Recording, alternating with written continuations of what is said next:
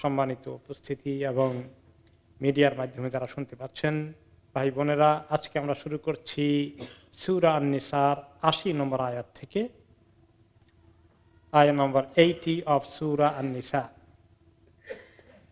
আল্লাহ তাআলা ইরশাদ করেন, মান ইউতি'র রাসূল ফাকাদ আতা আল্লাহ, যে আল্লাহর রাসূলের অনুসরণ করে সে আসলে আল্লাহর অনুসরণ করে। ওমান তাওয়াল্লা ফামা আরসালনাকা আলাইহিম হাফিযা, আর যে ব্যক্তি পৃষ্ঠ প্রদর্শন করে, মুখ ফিরিয়ে নেয়, আমি আপনাকে তার প্রতি হেফাজতকারী হিসাবে পাঠাইনি। আল্লাহ তাআলা দেখছেন যে কিছু মুনাফিক আছে, তারা সামনে সামনে তো মুসলমান বলে দাবি করে, পেছনে পেছনে তারা আসলে মুসলিম না, ইসলামের দুশমনি করে, কিন্তু বিভিন্ন কারণে সুযোগ সুবিধা নেওয়া এবং মুসলমানদের দুশমনে পরিণত না হওয়া, এখান থেকে তারা লুকিয়ে থাকতে চায়। এই সমস্ত কারণে এবং ভিতরে ভিতরে খুবই দুশমনি করে তা। এই জন্য তাদেরকে, যেহেতু তারা নামাজ পড়ে, মসজিদে আসে, খুতবা শুনে, এই আয়াতগুলো তাদের তেলাওয়াতে তাদের সামনে আসবে, তাদেরকে স্মরণ করিয়ে দেওয়া হচ্ছে, দেখো তোমরা যদি আল্লাহ রসুলের কথা শোনো তাহলে তো আল্লাহর কথা শোনা হচ্ছে, আর যদি ওনার কথা না শুনো তাহলে শুধু উনি তো আমার পক্ষ থেকে পৌঁছে দেন মাত্র। এই কালামগুলো, হুকুমগুলো, শরীয়ত, দিন, কোরআন কার কাছ থেকে এসেছে? আল্লাহর কাছ থেকে এসেছে। তারা আল্লাহর বিরুদ্ধে কোনো কথা বলে না, কথা বলে কার বিরুদ্ধে? রাসূল সাল্লাল্লাহু আলাইহি ওয়াসাল্লামের বিরুদ্ধে কথা বলে, এবং ওনার শানেই তারা এই বেয়াদবি করে, মুনাফিকি করে, দুশমনি করে। তো আল্লাহ তাআলা বলেন, দুশমনি তো ওনার শানে হয় না, আমার শানে দুশমনি হয়ে যাবে। নাফরমানি ওনার হবে না, নাফরমানি তো আমার হয়ে যাবে। কাজেই খবরদার, তোমরা হিসাব করে দেখো কি করছো তোমরা। তাদেরকে তিনি সতর্ক করছেন, তাদেরকে আত্ম উপলব্ধির জন্য তিনি নসিহা করছেন। তারপরে তিনি বলছেন, আপনি তো দেখেন এরকম আছে কিছু, আপনার জানা আছে, তো এগুলো দেখে আপনি আবার ঘাবড়াবেন না যে সর্বনাশ, কি ক্ষতি আমার করে বসে, কোনখান দিয়ে আমাকে মহা ক্ষতির সম্মুখীন করে ফেলে, এত দুশ্চিন্তা করবেন না। আর তাদেরকে বোঝানোর জন্য, উদ্ধার করার জন্য রাসূলুল্লাহ সাল্লাল্লাহু আলাইহি ওয়াসাল্লাম কি আন্তরিকভাবে কম চেষ্টা করছেন? তাদের হেদায়েত হয় না, তাদের যে ভালো দিকে তারা আসে না, এটা ওনার কাছে কষ্টের কারণ হয়। নিজে কষ্ট পান তা শুধু নয়, ওরা ক্ষতিগ্রস্ত হয়ে যাচ্ছে, এটা ওনার কাছে কষ্ট লাগছে। তো আল্লাহ তাআলা বলেন, ওমান তাওয়াল্লা, যে জেনে বুঝে এই দিন থেকে মুখটা ফিরিয়ে অন্যদিকে হয়ে যায়, এটা তার মাথায় ঢুকে না, তার অন্তরে ঢুকে না, আমি আপনাকে এর চেয়ে বেশি দায়িত্ব দেই নাই। ফামা আরসালনাকা আলাইহিম হাফিজা, তাদের হেফাজত করে একদম ধরে রাখতে হবে এরকম করে এমন ক্ষমতা দিয়েও আপনাকে পাঠাইনি। আপনার দায়িত্ব কি? তাদেরকে বোঝানো, পৌঁছে দেওয়া। ওমা আলাইনা ইল্লাল বালাগুল মুবিন, সব নবীরাই বলেছেন, আপনি তাই বলেন যে আমাদের দায়িত্ব হচ্ছে আল্লাহ তাআলার দ্বীনের কথাগুলোকে সুন্দর করে সুস্পষ্টভাবে পৌঁছাইয়ে দেওয়া। কে কবুল করবে, কে কবুল করবে না, সেটার দায়িত্ব আপনাকে দেয়নি। লাস্তা আলাইহিম বিমুসাইতির, অন্য আয়াতে তিনি বলেছেন, আপনাকে এমন ক্ষমতা দেই নাই যে একদম জোর করে হেদায়েতের ভিতরে ঢুকাই দিবে, না। ওমা আলাইনা ইল্লাল বালাগুল মুবিন। তো কাজেই আপনাকে এর চেয়ে বেশি দায়িত্ব দেয়নি, একদম হেফাজত করতে হবে। হেফাজতের ক্ষমতাও আপনার নাই, সব ক্ষমতা কার হাতে? আল্লাহ তাআলার হাতে। আল্লাহর উপর তাওয়াক্কুল করে ছেড়ে দেন, আপনার ডিউটি আপনি পালন করেন, তারপরে শেষ। এই মুনাফিকরা কি করেন আল্লাহ নবী জানেন, মাঝে মধ্যে খবর পান, অমুক সাহাবী এসে খবর দেয়, ওরা ওখানে বসে বসে কয়েকজন ফিসফিস করে আলাপ করছে, ষড়যন্ত্র করছে। ষড়যন্ত্র ইসলামের বিরুদ্ধে হয় নাকি হয় না? হ্যাঁ, অনেক ষড়যন্ত্র হয়। ওই জামানায় হয়েছে নাকি এই জামানায় হয়? এই জামানায় হয়। কত ষড়যন্ত্র, এক এক ঘটনা ঘটে, আরে বাবা রে বাবা, কেমনে ঘটলো বুঝি না, এত মজবুত করে টট করে ঘটে গেল। ষড়যন্ত্র ছাড়া কি এমনি হয় নাকি? তো মুসলমানরা যাতে ষড়যন্ত্রের দিকে কান না দেয়, কয় যে কিছু কিছু লোকে বলে যে ষড়যন্ত্রের থিওরি বের হয়েছে, এগুলো বিশ্বাস করো না। এগুলাকে হাকিকত মনে করা, ষড়যন্ত্রকে যেন আপনি টের না পান সেটাও আবার তারা খবর রাখে। তো আল্লাহ তাআলা এই খবর রাসূলুল্লাহ সাল্লাল্লাহু আলাইহি ওয়াসাল্লামকে দিচ্ছেন যে আমি জানি সব। ওয়ায়াকুলুনা তাহ, আপনি হয়তো এত জানেন না, আমি জানি। তারা আপনার সামনে থাকলে বলে তাহ, সব মেনে নিলাম, সামি'না ওয়া আতা'না, খুব বলে, আপনি যা বলছেন ঠিক ঠিক ঠিক, খুব সুন্দর করে মাথা নাড়ালো, মনে হয় ঠিক আছে।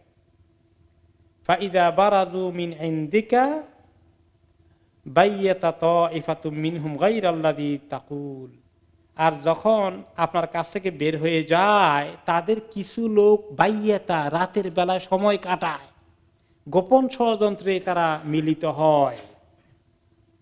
আর সেখানে যে কথাগুলো তারা আলোচনা করে সেগুলো কি? গায়রাল্লাযী তাকুল, আপনি যা বলেন সেগুলা না, অন্য কিছু তারা আলোচনা করে সেখানে, আপনার কথা উল্টানোর জন্য, আপনার কথার বিরুদ্ধে।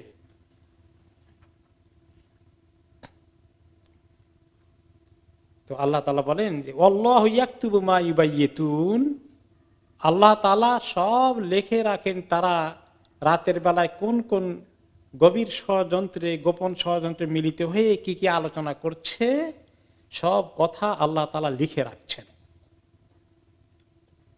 এখন আল্লাহ তাআলা তো বলে দিলেন সব জানেন, আল্লাহ তাআলা লিখেও রাখছেন। তো আল্লাহ তাআলা কি রাসূলুল্লাহ সাল্লাল্লাহু আলাইহি ওয়াসাল্লাম থেকে একটু বেশি জানেন না সমান সমান জানেন? বেশি জানেন।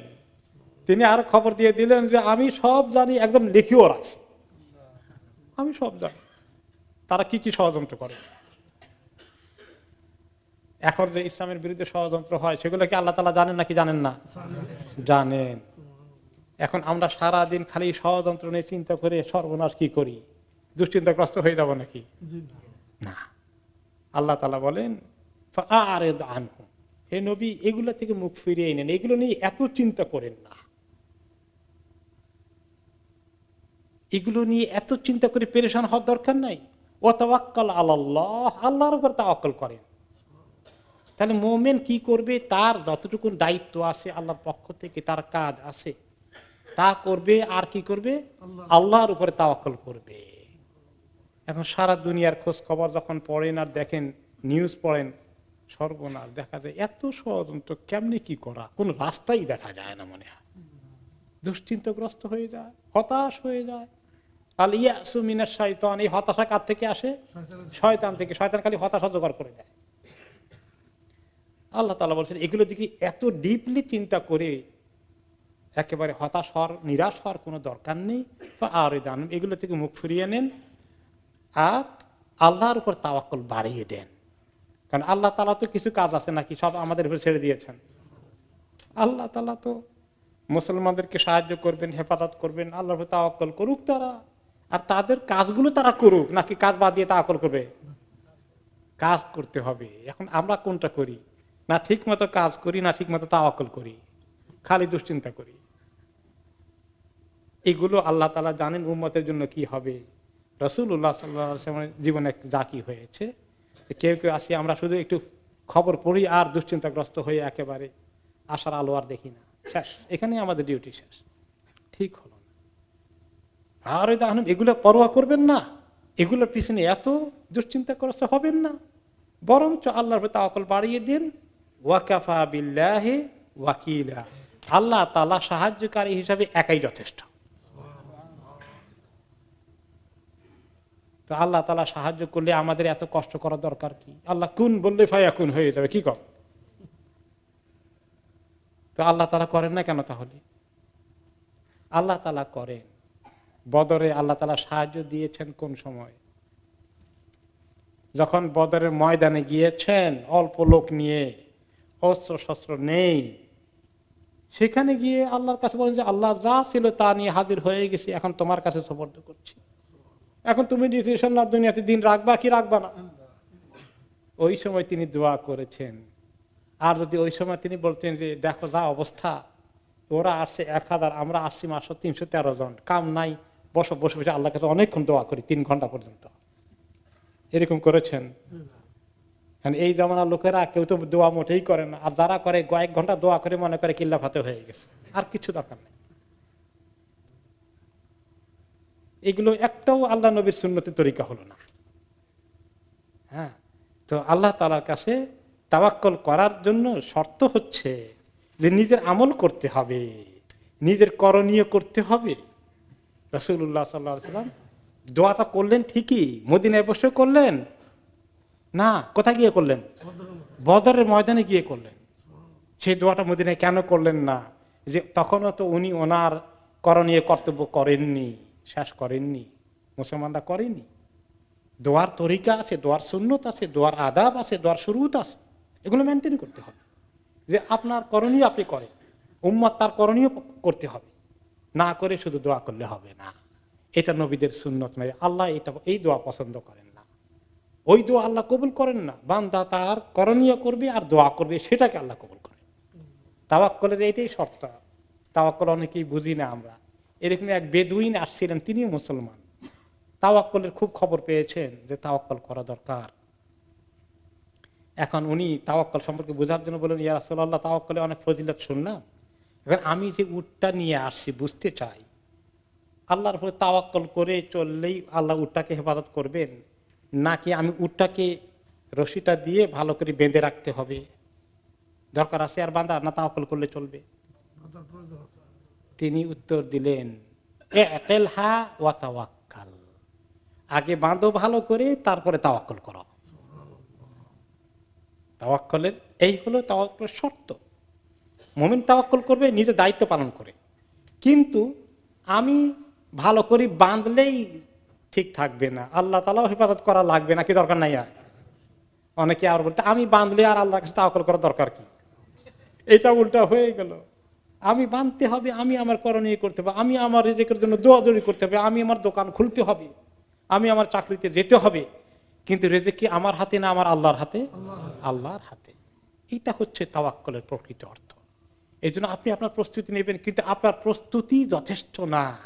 এই প্রস্তুতি দ্বারা কাজ হবে কি হবে না, সেটার ফয়সালা কে করবেন? আল্লাহ তাআলা করবেন। এই জন্য ইমাম আন-নাওয়াবী রাহমাতুল্লাহ আলাইহি বলেছেন, তাওয়াক্কুলের অর্থ হচ্ছে যে আপনি আপনার করণীয় কাজ করবেন, সব যা কিছু আপনার সাধ্য আছে সব আপ্রাণ চেষ্টা করবেন, তারপরে বলবেন যে আল্লাহ আমি সব তো করলাম, এখন আমি এগুলো সবগুলো থেকে মুখ ফিরিয়ে নিলাম, আমি তোমার দিকে মোতাওয়াজ্জেহ হয়ে গেলাম, আমার ডিউটি আমি করেছি মাত্র, কিন্তু এগুলোর প্রতি আমার কোনো ইয়াকিন নাই। আমার ইয়াকিন কার প্রতি? আল্লাহর প্রতি। বুঝে আসছে? এই গভীরভাবে বুঝতে হবে তাওয়াক্কুলটাকে। এরকম করে তাওয়াক্কুল করতে তিনি বললেন যে হ্যাঁ, এইভাবে তাওয়াক্কুল করবেন, তখন আল্লাহ তাআলা একাই আপনার জন্য যথেষ্ট। আফালা ইয়াতাদাব্বারুনাল কুরআন ওয়ালাউ কানা মিন ইনদি গায়রিল্লাহি লাওয়াজাদু ফীহি ইখতিলাফান কাসীরা। এখন আল্লাহ তাআলা এই যে কোরআন নাজিল হয় মদিনায় মুসলিমদের উপরে, সেখানে মুনাফিকরা কোরআন শুনে, সেখানে তাদের শোভা সন্দেহ, তারা সেই কোরআনকেও তারা গ্রহণ করতে পারে না। কোরআন তাদের সামনে নাজিল হচ্ছে গদ্দান তারিয়ান তাজিজা, তাজা কোরআন নাজিল হচ্ছে, রাসূলুল্লাহ সাল্লাল্লাহু আলাইহি ওয়াসাল্লাম পড়ে তেলাওয়াত করে শোনাচ্ছেন, এত সত্ত্বেও তাদের কোরআনের প্রতি ইয়াকিন হলো না, তারা সেটাকে বোঝার চেষ্টা করলো না। এই জন্য তারা কোরআন পেয়েও মুনাফিক হয়ে গেল। আজকে মুসলিম উম্মার কি অবস্থা!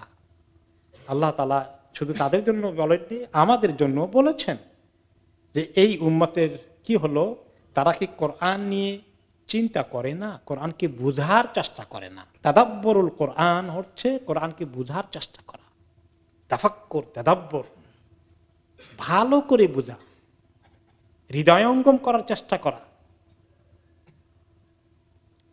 এটা খুবই দরকার। যদি মানুষ কোরআন বোঝার চেষ্টা না করে, শুধু পড়ে যায়, তেলাওয়াত করে যায়, কিছু সওয়াব পায়, এতেও অনেক লাভ আছে, কিন্তু তাদাব্বর করলে লাভটার পরিমাণ কত বাড়ে? অনেক বেশি বাড়ে।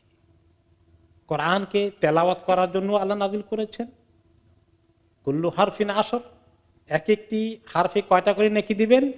10টা করে নেকি দিবেন। তো এই জন্য আমরা অনেকেই কোরআন তেলাওয়াত করি, বেশি বেশি করে ইনশাআল্লাহ। কিন্তু কোরআন কি শুধু তেলাওয়াতের জন্য নাজিল হয়েছে? কোরআনকে বুঝতে হবে, ঠিক কিনা?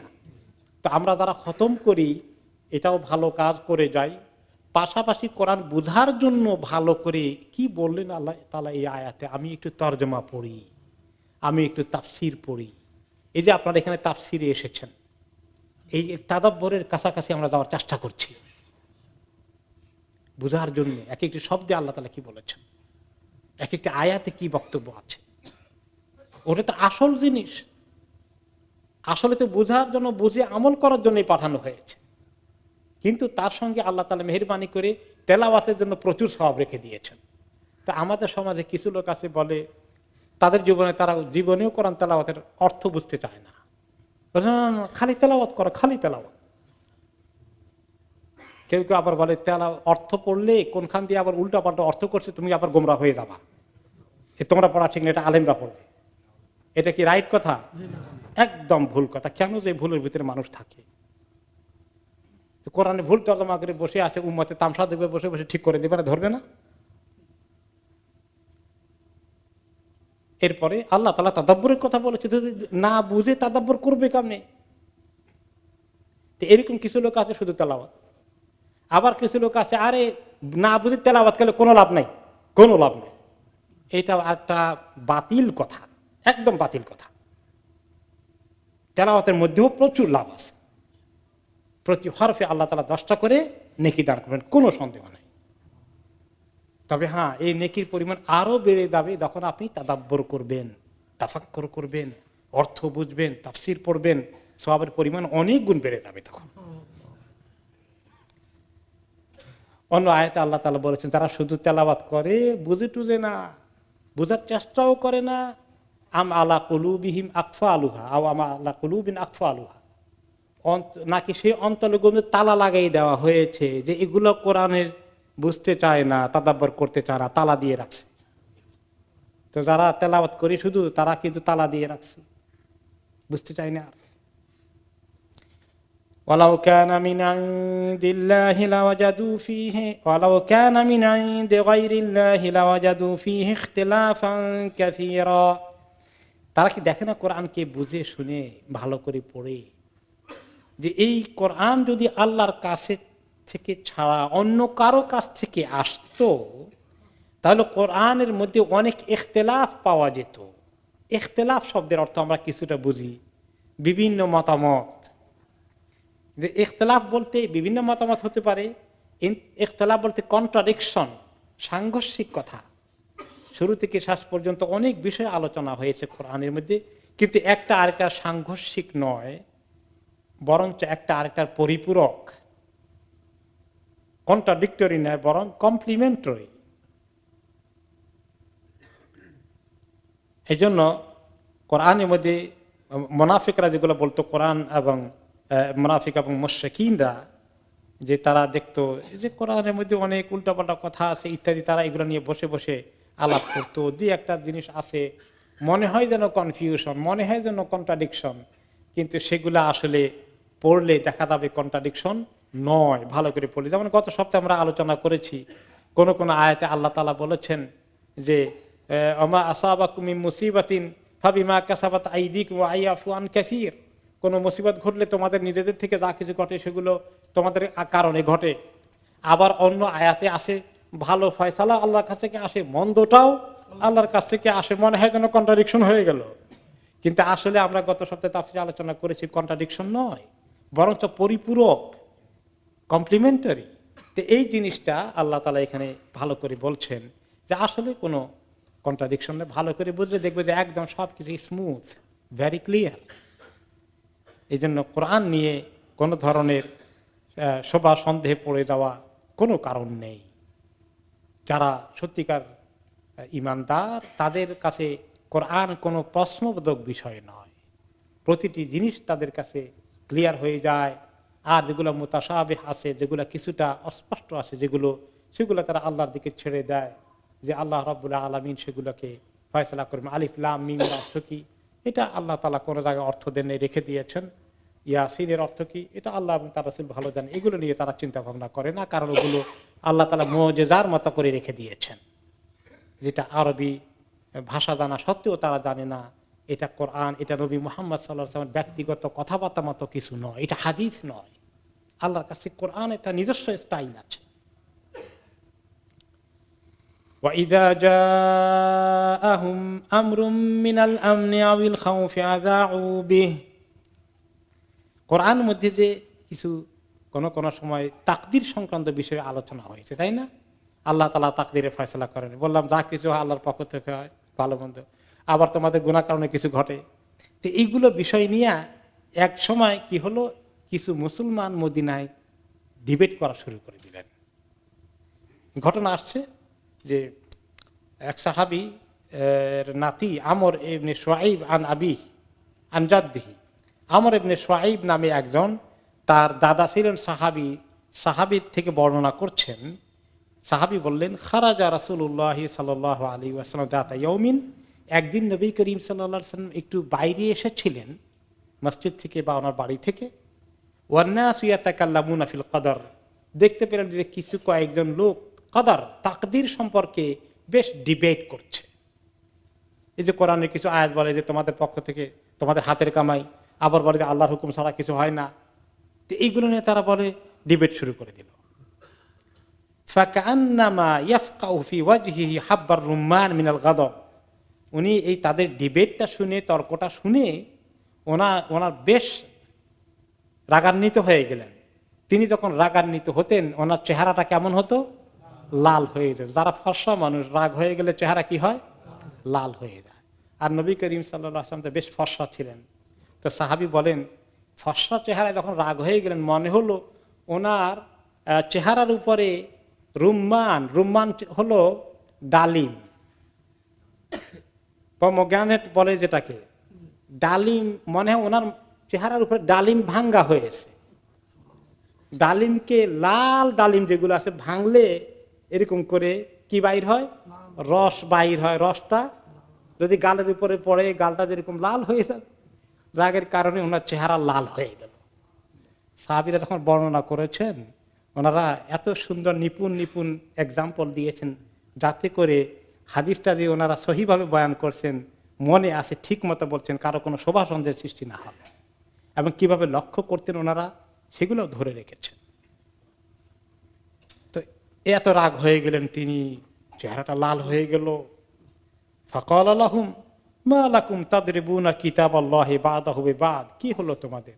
আল্লাহর কিতাবের এক আয়াত দিয়ে আর এক আয়াতের সঙ্গে টক্কর লাগাও, তোমরা ধাক্কা লাগাও, এরকম তর্ক বিতর্ক করো। বিহাদা হালাকা মান কানা কাবলাকুম, এইরকম আল্লাহর কিতাব নিয়ে তর্ক বিতর্ক ডিবেট করতে গিয়ে বিভিন্ন রকমের ভালো করে না বুঝে উল্টা পাল্টা তর্কের মধ্যে যোগ দিয়ে তোমাদের আগের উম্মতগুলো হালাক হয়ে গেছে। কাজেই বোঝার চেষ্টা করো, এবং কোরআনের মধ্যে কোনো সংঘর্ষ নাই, সাংঘর্ষিক কিছু নাই, এটাকে এইভাবে তোমরা বুঝো, তর্ক বিতর্ক থেকে এড়িয়ে চলো। যেখানে কোরআন বলেছে এর চেয়ে বেশি তর্ক করো না, আর তর্ক করো না। এমনকি তাকদীরের ব্যাপারে তিনি বলেছেন, তাকদীর আল্লাহ তাআলার সৃষ্টি, এগুলোর ব্যাপারে বলেছেন। শয়তান কোন সময় এসে তোমাদেরকে বলে যে এটা সৃষ্টি করেছেন কে? আল্লাহ। ওটা সৃষ্টি করেছেন কে? আল্লাহ। আবার বলবে আল্লাহকে সৃষ্টি করেছেন কে? নাউযুবিল্লাহ। তার মানে কি শয়তান এইভাবে তোমাদেরকে তাকদীরের মাধ্যমে, সৃষ্টির মাধ্যমে ওদিকে নিয়ে যায়। এটা খবরদার, কখন এগুলো করো না। আরেকটি হাদিসে আরেক সাহাবী আব্দুল্লাহ ইবনে আমর রাদিয়াল্লাহু আনহু বলেন যে আমি নবী করিম সাল্লাল্লাহু আলাইহি ওয়াসাল্লাম পাশে একদিন ছিলাম। ফা ইন্না লা জুলুসুন ইযা ইখতালাফা ইসনানি ফি আয়াতিন, আমরা একবার ওনার সামনে বসা ছিলাম, দুইজন লোক একটি আয়াতের বিষয়ে তারা বেশ ডিবেট করলো, তর্ক করলো, এবং তাদের স্বর উঁচু হয়ে গেলে দুইজনে খুব জোরে সোরে এটা নিয়ে ডিবেট শুরু করে দিয়েছেন। তখন তিনি বললেন, ইন্নামা হালাকাতিল উমাম কাবলাকুম বিখতিলাফিহিম ফিল কিতাব, তোমাদের আগের উম্মতগুলো এরকম আল্লাহর কিতাব নিয়ে ইখতিলাফ করতে করতে এই অবস্থায় পৌঁছে গিয়েছিল, গোমরাহ হয়ে গিয়েছিল, হককে মিস করেছিল। কাজে সাবধান। এই জন্য কোরআনে পাকের বিষয়ে কোনো ধরনের বড় ধরনের ইখতিলাফ করা, বোঝার চেষ্টা না করা। কোরআন শুধু না, হাদিসের বিষয়েও তাই, যে কন্ট্রাডিকশন থাকলেও তাওয়াফুকের ব্যবস্থা আছে, নাসিখ আছে, মানসুখ আছে, উলামায়ে কেরামদের কাছে রাজিহ আছে, মারজুহ আছে, এগুলাকে বোঝার তরিকা আছে, এগুলোকে নিয়ে এভাবে সমাধান করতে হবে। এখন আল্লাহ তাআলা কোরআনের দিকে আসার জন্য তাদেরকে আকর্ষণ করলেন, ডাক দিলেন, বোঝার চেষ্টা করতে বললেন, আর ইখতিলাফ থেকে দূরে সরে আসতে বললেন। তাই বলে এখানে উম্মতের মধ্যে, ওলামাদের মধ্যে, ইমামদের মধ্যে ইখতিলাফ হয়েছে, রফল ইয়াদাইন নিয়ে ইখতিলাফ হয়েছে, এরকম যে বিষয়গুলো আছে, আমিন জোরে বলা আসছে বলা নিয়ে ইখতিলাফ হয়েছে, ওগুলা কি নিন্দনীয় বিষয় নাকি? না, ওগুলো নিন্দনীয় বিষয় না। ওগুলোর পক্ষে হাদিস আছে এবং হাদিসে আমল করার সুযোগ আছে। কোন কোন কারণে 2 তরিকে আমল করার ব্যবস্থা আছে। তো লোকেরা বলে 2 রকম থাকে, এখানে একরকম থাকলে কি হতো? আরে 2 রকম তো জায়েজ আছে, 3 রকমও জায়েজ আছে। তিনি এখানে হাত বেঁধেছেন, নাভির নিচে হাত বেঁধেছেন, নাভির উপরে হাত বেঁধেছেন, বুকের মধ্যে হাত বেঁধেছেন, 3টা সহিহ হাদিস আছে। তো এখন কি আপনি একটা নীতিকে 2টা ফেলে দিবেন নাকি? আর যদি 3টা রাখা জায়েজ হয়, আপনার আপত্তি কি? একটাই করতে হবে, বাকিগুলো সব ফেলে দিতে হবে? কোনো ইখতিলাফের দরকার নেই। এই ইখতিলাফ নিন্দনীয় না, কিন্তু এর চেয়ে বেশি হয়ে গেলে যে ওইটা বাতিল, এইটা একমাত্র হক, এটা অনেকেই করেন। হ্যাঁ, তবে যদি একটা সহিহ হাদিস আর দাঈফ হাদিস টক্কর লাগে, তখন কি করতে হবে? তখন 2টাই না, তখন একটাই নিতে হবে। সেটা কোনটা? সহিহ হাদিস। আর যদি 2টাই সহিহ হাদিস পাওয়া যায়, একটাও দাঈফ না, তাহলে 2টার মধ্যেই আমল করার সুযোগ আছে। এই জিনিসটা বুঝতে অনেকের কষ্ট হয়। না না, একটাতেই করতে হবে, 2টা হবে না, খামাখা ইখতিলাফ বাড়িয়ে নেয়। এবার আসছে আরেকটি বিষয়, আল্লাহ তাআলা দৃষ্টি আকর্ষণ করছেন মদিনায় মুসলমানদেরকে, মুনাফিকদের সম্পর্কে আরেকটু পরিচয় করিয়ে দিচ্ছেন। মুনাফিকরা আরেকটি দুষ্টমির কাজ করে, মুসলমানদের মধ্যে ভীতি ছড়িয়ে দেয়, গুজব ছড়িয়ে দেয়, রিউমার ছড়িয়ে দেয়, মুসলমানদেরকে ভয়ের খবর দিয়ে একেবারে কাহিল করে দেয়, হতাশ করে দেয়। সে ব্যাপারে আল্লাহ তাআলা বলছেন, وَإِذَا جَاءَهُمْ أَمْرٌ مِّنَ الْأَمْنِ أَوِ الْخَوْفِ أَذَاعُوا بِهِ, যখন তাদের কাছে কোনো বিষয় আসে, একটা খবর, কোন জায়গায় হয়তো নিরাপত্তার খবর আসলো, নিরাপত্তা সংক্রান্ত কোনো খবর, ভয় ভীতির কোনো খবর, এরকম খবরটা তারা খুব তাড়াতাড়ি করে ছড়িয়ে দেয়। কোনখান দিয়ে যুদ্ধ শুরু হয়ে গেল কিনা, কোনখান দিয়ে কি একটা ভীতির খবর আছে, ভয়ের খবর আছে, খুব বেশি করে ছড়িয়ে দেয়। তো নিরাপত্তা সংক্রান্ত, ভয় সংক্রান্ত এরকম কোনো খবর থাকলে, যেটা টেনশন সৃষ্টি করতে পারে, সবার মধ্যে প্যানিক নিয়ে আসতে পারে, দুর্বলতা আনতে পারে, হতাশা আনতে পারে, এগুলোকে খুব ছড়িয়ে দেয়। ওয়ালাউ রাদ্দুহু ইলার রাসূল ওয়া ইলা উলিল আমরি মিনহুম লাআলিমাহু আল্লাযীনা ইসতামবিতুনাহু মিনহুম, এই খবরটাকে ছড়িয়ে না দিয়ে কারো কাছে যদি এরকম কোনো খবর আসে, কোনো একটা সিরিয়াস খবর আসে, কোনো ভয়ের কারণ আছে, কোনো কওম হামলা করতেছে, অথবা এরকম কোনো নিরাপত্তা সংক্রান্ত কোনো বিষয় খবর চলে এসছে, তাহলে তাদের উচিত ছিল যে আল্লাহর নবী জীবিত আছেন, তিনি তাদের লিডার, তার কাছে খবরটা পৌঁছাবে যে এরকম একটা খবর পাওয়া গেল। অথবা আরো বিভিন্ন জায়গায় দায়িত্বশীল থাকতে পারে, যারা বিভিন্ন গভর্নর আছেন অথবা সেনাপতি কমান্ডাররা আছেন, যেখানে সংশ্লিষ্ট যিনি ইনচার্জ আছেন, দায়িত্বশীল আছেন, তার কাছে তারা যদি পৌঁছিয়ে দেয়, আল্লাহ নবীর কাছে যদি পৌঁছিয়ে দেয়, ওনার অবর্তমানে অন্য যে কেউ দায়িত্বশীল কোনো লোকাল এলাকায় থাকে তার কাছে পৌঁছিয়ে দেয়, তাহলে খবরটা নিয়ে কি করা, এর আসল হাকিকত কি, করণীয় কি, এগুলো সম্পর্কে তারা সুন্দর একটা ডিসিশন নিতে পারে। লাআলিমাহুল্লাযীনা ইসতামবিতুনাহু মিনহুম, তাদের মধ্যে যারা আল্লাহর রাসূল অথবা ওনার পরে যে দায়িত্বশীলরা আছে, তারা এটাকে ভালো করে বুঝবে, জানবে এবং খবরটা কতটুকু সত্য ইনভেস্টিগেট করবে, করে তারা একটা ফয়সালা দেবে, করণীয় ডিসিশন, সিদ্ধান্ত তারা দেবে। এটা তাদের কাছে প্রেরণ করা উচিত, নিজেরা খবর একদম ছড়িয়ে দেওয়া ঠিক না। এই বিষয়ে তাফসীরের মধ্যে কি এসেছে? 1 নম্বর হচ্ছে যে একটা ঘটনা ঘটলো, নবী করিম সাল্লাল্লাহু আলাইহি সাল্লামের বিবিরা একবার হরতাল করেছিলেন, স্ট্রাইক করেছিলেন, মানে আন্দোলন করেছেন। সে আন্দোলন কি? আমাদের খোরপোশ আল্লাহ নবী যা দেন আমাদের খুব কষ্ট হয়, উনি পরিমাণটা একটু বাড়াই দিতে হবে। আমাদের মারা তো কত উঁচু শান, তাদের উম্মাহাতুল মুমিনিন, কিন্তু তারপরেও তো মানুষ তো হিউম্যান উইকনেস, ওনারা তো আল্লাহর রাসূল না, সেই পর্যায়ে তো ওনারা না, ঠিক কিনা? মানুষ হিসাবে এটা স্ত্রীর রাইট আছে স্বামীর কাছে কিছু দাবি করা।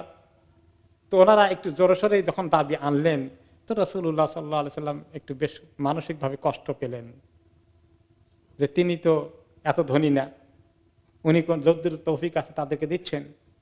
তো শেষ পর্যন্ত ওনারা শক্ত করে দাবি করলেন, এবার আন্দোলন তুমুল ভাবে চলল। তখন তিনি চিন্তা করলেন যে তিনি বয়কট করলেন অনেককে, সবাইকে একদম বয়কট। 1 মাস বা কোনো কোনো রেওয়ায় তার একটু বেশি তিনি কারো ঘরে গেলেন না, আলাদা থাকছেন। এখন এই খবর ছড়িয়ে পড়লো চতুর্দিকে, তিনি কারো ঘরে যান না। এখন কি তালাক দিয়ে ফেলেছেন সবাইকে নাকি দেননি, কথা রটে গেল তিনি সবাইকে তালাক দিয়ে ফেলেছেন। এই কথা এরকম খবর কি বসে থাকে? কেমন ছড়ায়? দ্রুত গতিতে ছড়িয়ে পড়ে, খুব ছড়িয়ে পড়ে। এইরকম দেখেন না আমাদের সমাজে এরকম কিছু ঘটলে মিয়া দিবি বিবি দরবার হয়ে গেছে, নিজেরা আবিষ্কার করে তালাক হয়ে গেছে, এরকম বহুত আছে। আর তালাক হলে তো কোনো খবরই নাই, তালাক হলে তো উইথড্র করা যায়, সারা দুনিয়া খবর হয়ে যাবে। আর আগে তো ছিল খবর একটু কত কষ্ট করে কানে কানে বলা হতো, এখন কানে কানে বলা লাগে না। এখন তো মাশাআল্লাহ 1 নম্বরে মোবাইল ফোন আছে ফ্রি, তারপরে এর চেয়েও বেশি আছে ফেসবুক আছে, টুইটার আছে, আর কি আছে, হায় হায় কোন দুনিয়া, সারা প্রত্যেক মহাদেশে খবর পৌঁছানো যাবে। এরকম করে মানুষের খবরগুলোকে তাহকিক না করে, ইনভেস্টিগেট না করে, চেক না করে, অথেন্টিসিটি চেক না করে ছড়িয়ে দিচ্ছে। এখন ওমর রাদিয়াল্লাহু আনহু শুনতে পারলে তিনি বলে থামো থামো, আমি চেক করি। ওনার তো আবার বিশেষ ব্যাপার আছে, সে বিশেষ ব্যাপার কি, ওনার মেয়েও তো একজন আল্লাহর নবীর স্ত্রী। তারপরে তিনি ওনাকে গিয়ে জিজ্ঞেস করলেন, ওকে নবী করিম সাল্লাল্লাহু আলাইহি সাল্লাম রাগ করে বসে আছেন, কারোর সঙ্গে তো দেখা করেন না, বহুত কষ্ট করে তিনি অনেক চেষ্টা করে মোটামুটি পারমিশন পাইছেন। তারপর তিনি জিজ্ঞেস করলেন, আতাল্লাকতা নিসাআক, আপনি কি আপনার বিবিদেরকে তালাক দিয়ে ফেলেছেন? ফাকাল লা, তিনি বলেন না তালাক দেয়নি। ফাকুলতু আল্লাহু আকবার, তিনি সঙ্গে সঙ্গে আল্লাহু আকবার স্লোগান দিলেন, কারণ উনি তো ভয়ে ছিলেন যে আমার মেয়ে তো গেল। এরপরে অন্য রেওয়ায়েতে আসছে, তিনি বলেন যে তারপরে আমি কি করলাম, ফাকুমতু আলা বাবিল মসজিদে ফানাদাইতু বিআলা সাউতি, আমি যখন দেখলাম বাজারে কথা উঠে গেছে, আমি মসজিদের একদম মেইন গেটে আসলাম, একটু উঁচু জায়গায় দাঁড়ালাম, আর সামনেই তো ছিল বাজারের মতো একটু পরে, আমি খুব উঁচু জোরে আওয়াজ দিয়ে বলা শুরু করে দিলাম, লাম ইউতাল্লিক রাসূলুল্লাহ সাল্লাল্লাহু আলাইহি ওয়াসাল্লাম নিসাআহ, আল্লাহর নবী তার বিবিদেরকে তালাক দেন নাই, আমি ঘোষণা করে দিলাম জোরসোরে।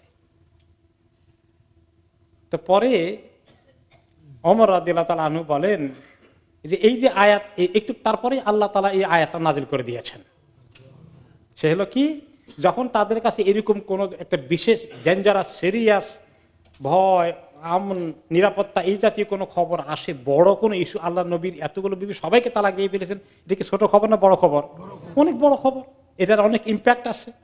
তাহলে এরকম বড় কিছু ঘটলে তারা কেন আগাউ এগুলো কিভাবে প্রচার করে, কেন খালি প্রচার করে, কেন খালি এই খবর প্রচার করেছে নাকি? আল্লাহ নবীর স্ত্রী আয়েশা রাদিয়াল্লাহু আনহার ব্যাপারে, সতীত্বের ব্যাপারে কলঙ্ক লেপন করে যে খবরটা ছিল, সেই খবরটা কিরকম ছড়িয়েছে, সারা মদিনার উঠে গেছে। মুনাফিকরা এই কাজ বেশি করেছে। এই মুনাফিকদের সম্পর্কে আল্লাহ তাআলা সতর্ক করছেন যে এরা এরকম খবর পেলে আদাউ বিহি, খুব তারা প্রচার করে। আদাউ ইদা, ইদা অর্থ হচ্ছে বর্তমান জামানায় রেডিও। তো রেডিও প্রচার মাধ্যম প্রচার করার জন্য যে তারা এরকম প্রচার করে শুরু করে দেয় জোরসোরে। যদি তারা এই প্রচার না করে এরকম একটা খবরকে রাইট লোকদের কাছে নিয়ে পৌঁছাই দিত, যারা এটা জানলে এটার তলায় গিয়ে খবর নিতে পারবে, গোড়ায় গিয়ে খবর নিতে পারবে, তাহলে তো কতই না ভালো হতো। এই কাজটা না করে তারা কেন উল্টা কাজ করলো? এখানে শব্দে এসেছে ইয়াস্তামবিতুনাহু মিনহুম, যারা খবরটাকে ইস্তেমবাত করতে পারে।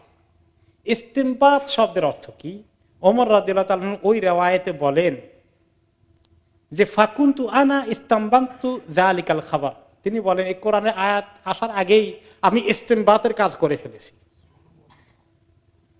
উনি জানেন কোরআনের আয়াত কোন উপলক্ষে হয়েছে, উনি জিজ্ঞাসা করলেন, আল্লাহ নবী খবর দিলেন, তখন আল্লাহ তাআলা প্রয়োজন ফিল করলেন এই খবরটাকে এই যে ছড়িয়ে ফেলেছে, এই কাজটা কি ঠিক হয়েছে না, এই অপপ্রচার গুজব, এটা গুজব প্রচার হয়েছে, ঠিক কিনা? এটাকে করা মুসলমানদের ঠিক নয়। এটাকে রদ করার জন্য আল্লাহ তাআলা এই আয়াত নাজিল করলেন। আর ওমর রাদিয়াল্লাহু তাআলা বললেন যে আল্লাহ যে বলেছেন ইস্তেমবাত করে, খবরের তাহকিক করে, আলহামদুলিল্লাহ কোরআনের আয়াত অনুযায়ী আমি এই কাজটা করেছি, আমি ইস্তেমবাদ করেছি। গোড়াতে গিয়ে এটাকে ভালো করে বোঝার চেষ্টা, এটার আসল জিনিসটাকে বুঝে এরপরে ক্লিয়ার করা। এখন যারা এই ইজতিহাদ করেন উলামায়ে কেরাম, কোরআন হাদিস থেকে শরীয়তের হুকুম আহকামগুলোকে বের করেন, বের করে করে ফতোয়া দেন যে এটা হালাল, এটা হারাম, এটা ফরজ, এটা ওয়াজিব, এটা মাকরুহ, এটা সুন্নত, এই কাজটাকে বলে ইস্তেমবাত। তার মানে ভালো করে কোরআনের আয়াত থেকে বোঝা এবং হাদিস থেকে বোঝা। এই জন্য উলামায়ে কেরাম পরে এই প্রসেসকে, এই প্রক্রিয়ার নাম দিয়েছেন ইস্তেমবাত করা। এখন আমরা আসি যে আল্লাহ তাআলা বলছেন ওয়ালাউলা ফাদলুল্লাহি আলাইকুম ওয়া রাহমাতুহু লাত্তাবাতুমুশ শাইতানা ইল্লা কালিলা, যে যাই হোক তোমরা যে এই অপপ্রচারে অনেকেই লিপ্ত হয়ে গিয়েছিলে, গুজব ছড়িয়ে দেওয়ার ব্যাপারে অনেকেই খুব অ্যাক্টিভলি পার্টিসিপেট করেছিলে, যদি আল্লাহ তাআলার ফজল, দান, দয়া, রহমত তোমাদের প্রতি না হতো তাহলে কিন্তু তোমরা অনেকেই শয়তানের অনুসরণ করা শুরু করে দিতা। তোমাদেরকে আল্লাহ অনেক হেফাজত করেছেন। এই নিয়ে আরো কানাঘুষা আরো বেড়ে যেত, যেভাবে ইফকের ঘটনায় হয়েছে। মুসলমানদেরকে আল্লাহ তাআলা সতর্ক করলেন যে এই কাজগুলো করো না। এই কাজ করলে কার অনুসরণ করা হয়? শয়তানের অনুসরণ করা হয়। কোনো কথাবার্তা ভালো করে না বুঝে, চেক না করে, অথেন্টিসিটি ভেরিফাই না করে শুধু শুনে বলে দেওয়া, এটা কি কোনো ভালো জিনিস না। এই ব্যাপারে একটা হাদিস কি এসেছে, কাফা বিল মারই কাযিবান আন ইউহাদ্দিসা বিকুল্লি মা সামিআ, একজন মানুষ মিথ্যাবাদী হওয়ার জন্য এইটাই যথেষ্ট, যা শুনে তা ফরফর করে বলতে থাকে। কত লোকে কত কথা বলে, সব কথা কি ঠিক নাকি? একটা উসুলের কথা আছে, আল খাবরু ইয়াহতামিলুস সিদকা ওয়াল কাযিব। একটা খবর শুনলেন আজকে অমুক বললো, এই খবরটা সত্য হতে পারে, মিথ্যাও হতে পারে। আল খাবরু ইয়াহতামিলুস সিদকা ওয়াল কাযিব। আজ কোনো গরম পানিও না, ঠান্ডা পানিও নাই। আচ্ছা আস্তে আস্তে আস্তে আস্তে রাত হয়ে যাবে ইনশাআল্লাহ। আল খাবরু ইয়াহতামিলুস সিদকা ওয়াল কাযিব, খবর সত্য মিথ্যা দুইটাই হতে পারে। কাজে আপনি শুনলেন একটা খবর, সঙ্গে আমরা হয়েছে কি একজনের কানে কানে বলে শুনছেন নাকি, আরে অমুকের এই ঘটনা, এই কথা শোনার সঙ্গে সঙ্গে মনে হয় যেন একদম 100% সত্য। বিশেষ করে অন্য কারো বিষয় হয়ে গেলে, মান ইজ্জতের বিষয় ইত্যাদি, বদনামির বিষয়, তাহলে আপনাকে সঙ্গে সঙ্গে বিশ্বাস করা কি ভালো না? মনে রাখতে হবে যে উনি যে বলছেন হইতে পারে, নাও হইতে পারে। এই জন্য যেই ব্যক্তি যা শুনে তাই আবার বলে, শুধু তো বিশ্বাস করলাম তা না, আমি এখন আরেকজনের জায়গায় বলা শুরু করেছি, আরেকজনকে বলা শুরু করে দিয়েছি। ওসব বলার সময় একটা প্রিন্সিপাল ফলো করে, ওনাকে যখন বলছে শুনেন একটা খবর, কাউকে বলবেন না এই ঘটনা, উনি আবার বলে শুনছেন নাকি, এমন এক খবর আছে, কাউকে বলবেন না। উনি আবার তাই, আরেকজন আবার তাই করেন, এই বলতে থাকে, সবাই বলে কাউকে বলবেন না। তো মনে হয় আব্দুল্লাহ ইবনে আব্বাস রাদিয়াল্লাহু আনহুমা বলেছেন, আমি যদি কারো কাছে কোনো প্রাইভেট কথা, গোপন কথা ফাঁস করে দেই, আর সে আমার রেফারেন্স দিয়ে বলে দেয়, আমি তাকে কোনোদিন তিরস্কার করি না। তোমাকে এমন একটা গোপন কথা বললাম আর তুমি চট করে তার কাছে বলে দিলা, আমি বলি না, তাকে আমি ধরি না, তাকে আমি এটা নিয়ে আর সমালোচনা করি না। কেন? বলে যে যদি আমার পেটেই ধরে না রাখতে পারি, হজম না হয়, তার পেটে হজম হবে কেমন? কি বুদ্ধিমানের কথা, জ্ঞানের কথা শুনছেন? যে আমি যখন আমার পেটে ধরে রাখতে পারলাম না, তার পেটে ধরে রাখবে কেমনি সে? আমি বলছিলাম কেন? এটা আমিই দায়ী। তো এই জন্য যা শুনি তা বলাটা এটা ঠিক নয়। এই বিষয়ে আরেকটি হাদিস এসেছে, যে ব্যক্তি কোনো দুঃসংবাদ বিশেষ করে প্রচার করে দেয়, যে দুঃসংবাদ শুনলে সবাই হতাশ হয়ে পড়ে, এইগুলো বলা ঠিক না। এই ব্যাপারে একটা হাদিসে তিনি বলেছেন, মান ক্বালা হালাকান নাস ফাকাদ আহলাকাহুম, যে ব্যক্তি বলে যে লোকেরা এবারে ধ্বংস হয়ে যাবে, শেষ হয়ে যাবে, এবারে আর বাঁচার উপায় নেই, সব শেষ, সেই লোকদেরকে শেষ করে দিল। কথা বুঝলেন তো? যে এবারে সব শেষ, আর কোনো উপায় নাই, এইরকম একটা হতাশার খবর যখন সবাইকে শুনিয়ে দেয়, সে আসলে ওই সময় সবাইকে অলরেডি শেষ করে দিল। বুঝে আসছে কথা? কাজে এগুলো এরকম বলতে ঠিক না, এগুলোর অপোজিট হাদিসে তিনি আরো বলেছেন, বাশেরু ওয়ালা তুনাফেরু, ইয়াসেরু ওয়ালা তু আসেরু, লোকদেরকে একটু সুসংবাদ দাও, দুঃসংবাদ দিও না। সহজ করার খবর দাও, কঠিন করার খবর দিও না।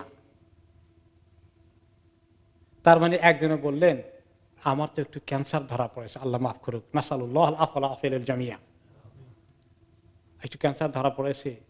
এখন আপনি বলেন সর্বনাশ, ক্যান্সার ধরলে তার ছাড়ে না কাউকে, তো বেচারাকে ওইখানে আপনি শেষ করে দিলেন। এখন তাকে কি করতে পারেন আপনি? আরে না, আজকাল তো ক্যান্সারের চিকিৎসা হয়ে গেছে, আপনি কোনো চিন্তা করবেন না, আল্লাহর প্রতি তাওয়াক্কুল করেন। আলহামদুলিল্লাহ, ইনশাআল্লাহ। আল্লাহ তাআলা হাদিস শরীফে বলছেন যে মা আনজালাল্লাহু দাওয়াআন দাআন ইল্লা আনজালাল্লাহু দাওয়াআন, যে আল্লাহ তাআলা এমন কোন রোগ নাজিল করেন নাই যার চিকিৎসা নাজিল করেন নাই। কেউ যদি বলে যে আমি কি করি, আমার তো ফ্লাইট 3 ঘন্টা পরে, এখন তো রাস্তায় খুব ট্রাফিক হয়ে গেছে, এখন আপনি যদি বলবেন আরে আল্লাহ হিথ্রো এয়ারপোর্টে কথা কই না, এমন ট্রাফিক, সেদিন তো আমি নিজের ফ্লাইট মিস করে ফেলছি, আপনি তারে এখন সুসংবাদ দিলেন না দুঃসংবাদ দিলেন?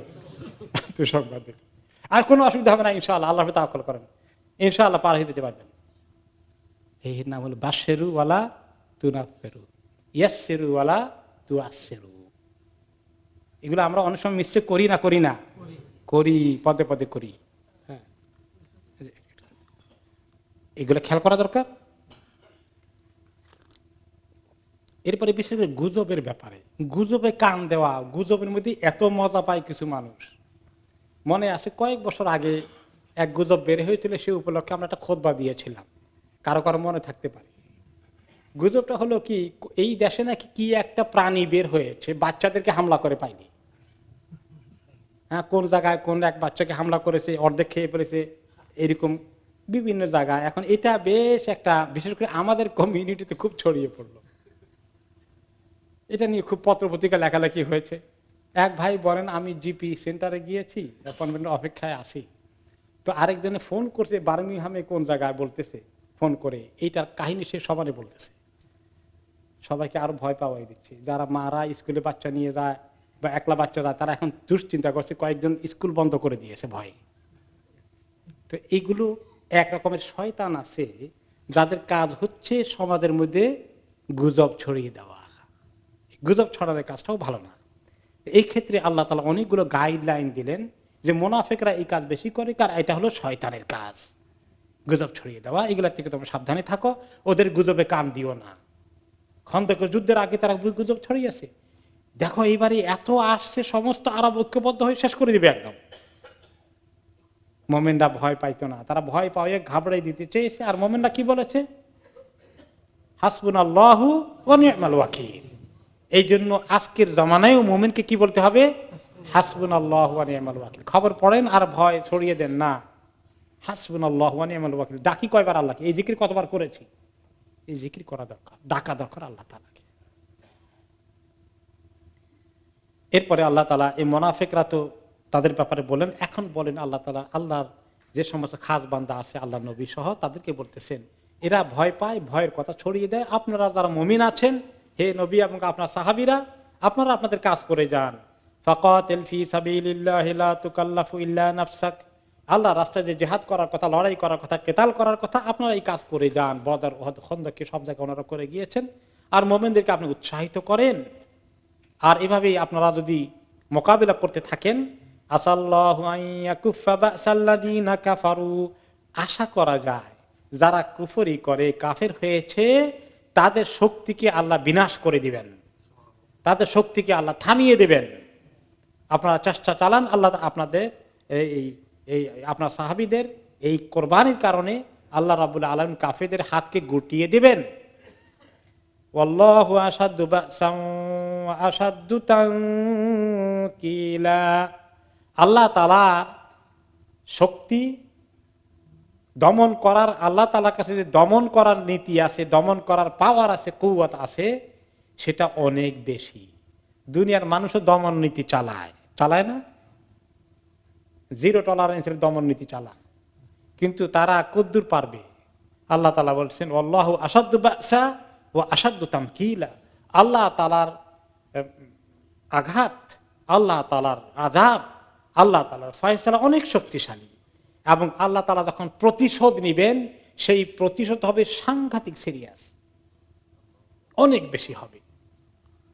তারা টের করতে পারবে না যে তাদেরকে আল্লাহ কিভাবে ধরছেন। এরপরে আল্লাহ তাআলা বলছেন যে আরেকটি প্রিন্সিপাল শিখাচ্ছেন আমাদেরকে, যে যদি কেউ কোনো ব্যাপারে আপনার কাছে সুপারিশ করতে বলে, কারো কাছে কোনো একটা বিষয় তদবির করতে বলে যে আমার জন্য একটু হেল্প করেন, হালাল তরিকায় যদি হয়, হারাম তরিকায় নয়। একজনের কাছে একটু বললে, একজন বিয়ের প্রস্তাব দিয়েছে, মোটামুটি ঠিক আছে, কিন্তু তারপরেও লোকটা ঘোরাঘুরি করে, আপনি একটু বলে দিলে আমাদের সম্পর্কে একটু উৎসাহিত করলে হয়তো উনি কনসিডার করবেন। এরকম একটা চাকরির ক্ষেত্রে উনি একজন ব্যবসায়ী, তার দোকানে লোক লাগবে, আমার জন্য একটু সুপারিশ করেন, একটু তদবির করেন। এগুলো ভালো কাজ, একজনের উপকার করে দেওয়া। একজনের মাধ্যমে যদি আরেকজনের একটু উপকার হয়, একজনের সঙ্গে আরেকজনের গন্ডগোল লেগেছে, আরেকজন এসে যদি বলে ইগনোর করো, মিটিয়ে দাও, এরকম কিছু করা যায়, এগুলো খুব ভালো কাজ। এরকম ভালো কাজে একে অপরকে হেল্প করা, একটু হ্যান্ড দেওয়া। হাসানা ইয়াকুল্লাহু নাসিবুম মিনহা। কেউ যদি কারোর জন্য কোনো ভালো সুপারিশ করে, এটা ভালো কাজ। শাফাআতান হাসানা, ভালো কাজের সুপারিশ করে, মন্দ কাজের যেন সুপারিশ না করে। তাহলে কি হবে? আল্লাহ তাআলা তাকে তার অংশের বিরাট পুরস্কার দান করবেন, নেকি দেবেন। এর মধ্যে আমি একজন হ্যালো করে ফোন করে দিলাম, এতে অনেক ফায়দা আছে।